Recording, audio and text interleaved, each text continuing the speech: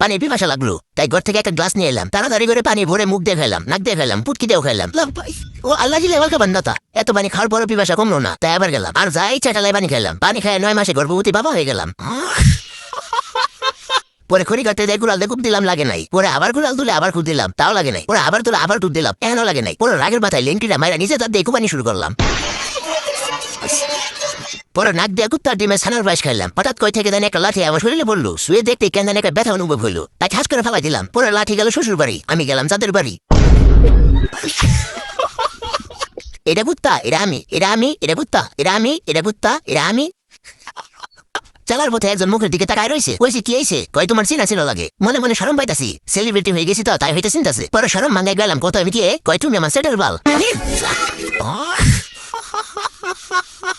আমাদেরকে বেশি ভালোবাসো নাকি মেসিকে বেশি ভালোবাসো? যদি মেসিকে ভালোবাসো ভিডিওতে একটা সাবস্ক্রাইব করেছো, আর ওদের ভালোবাসতে ভিডিওতে লাইক করেছো।